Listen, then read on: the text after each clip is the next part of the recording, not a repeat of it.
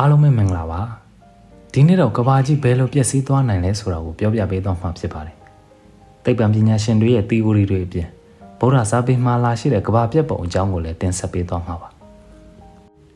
ကဘာကြီးရဲ့တက်တန်းဟာနှစ်ပေါင်းဘယ်လောက်ကြာမြင့်ခဲ့ပြီဆိုတာသင်သိပါသလား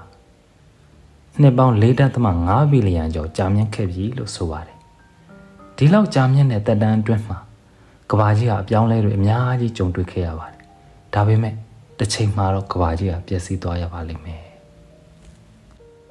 ဗုဒ္ဓစာပေအလိုအရကဘာကြီးပျက်စီးတဲ့အခါအဆင့်ကြီး50နဲ့ပျက်စီးလိမ့်မယ်လို့ဆိုထားပါတယ်အဲ့ဒီအဆင့်တွေကတော့အာယုကပ္ပဆိုတာလူတို့ရဲ့တက်တန်းကိုဆိုလိုတာပါလူတို့ရဲ့တက်တန်းဟာတဖြည်းဖြည်းတိုးလာပြီးနောက်ဆုံးမှ10နှစ်တန်းထိရောက်သွားလိမ့်မယ်လို့ဆိုပါတယ်လူတက်တန်းဟာအသက်ရှင်ချိန်မရှိတော့လောက်အောင်အဆိုးရွားဆုံးထိဆုပ်ယုပ်ပျက်စီးသွားပါလိမ့်မယ်ဒါကိုပဲပျက်စီးခြင်းစုပ်ကပ်လို့ခေါ်ကြတယ်ဒီနှစ်ခေတ်ရဲ့လူသက်တမ်းကတော့85နှစ်တန်းပါသက်တမ်းတွေဆုပ်ယုပ်လာတာနဲ့အမျှလူတွေရဲ့ကောင်းတဲ့စိတ်ထားတွေပုံမယုံနေလာပြီးပฏิပက္ခတွေခိုက်ရန်တွေမတရားပြုခြင်းမှုတွေပိုများလာမယ်ဆင်းရဲဒုက္ခတွေပိုခံစားလာရမယ်လူတွေရဲ့မတော်လောဘမတော်ဒေါသတွေကြောင့်ကမ္ဘာပတ်ဝန်းကျင်ကြီးပိုပျက်စီးလာပြီးရာသီဥတုတွေဖောက်ပြန်လာပါမယ်စားနပ်ရိက္ခာတွေပုံမရှားပါလာမယ်မိုးခေါင်ရေရှားစားရမယ်တောက်ရမယ်အစာရေစာရှားပါပြတ်လတ်မှုငတ်မော့ခေါင်းပါမှုဘေးကြီးဟာအဆိုးရွားဆုံးထိရောက်ရှိလာပါလိမ့်မယ်လူတွေရဲ့ရင်တွင်းပူပြင်ပပတ်ဝန်းကျင်ပူထုတ်လွှတ်မှုတွေဟာပုံမဆိုးရွားလာပြီးကမ္ဘာရာသီဥတုဟာအပူပြင်းဆုံးစီဥတည်ပါလိမ့်မယ်ဒီလိုနဲ့နီးစပ်ရာအခြားဂျိုတွေပါနေမင်းပမာပူပြင်းလာကြပြီးနေတဲ့စင်းမှနှစ်စင်းမှအစက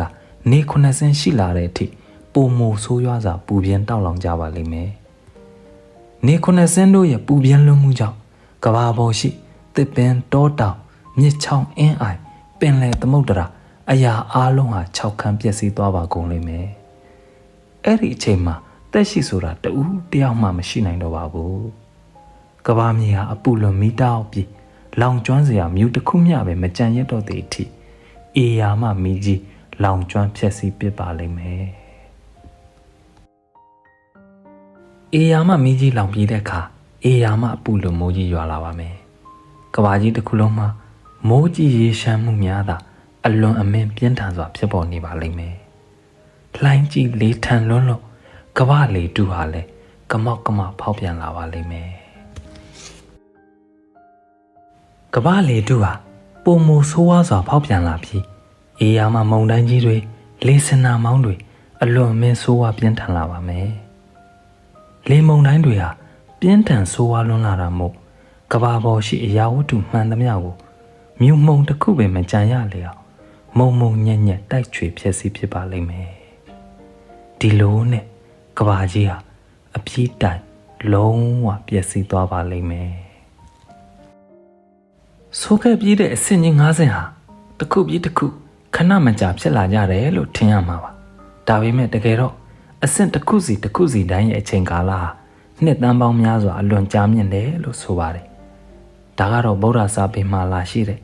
ကဘာကြီးရဲ့ပြည့်စည်မဲ့ပုံစံအစဉ်ပါဒီဗီဒီယိုကနေတွေးတောစရာများရ၍အသိဘုဒ္ဓတစ်ခုရရှိကြလိမ့်မယ်လို့မျှော်လင့်ပါတယ်အားလုံးအသိပညာပြေဝ၍အကျိုးရှိသောဘဝကိုရရှိပိုင်ဆိုင်နိုင်ကြပါစေ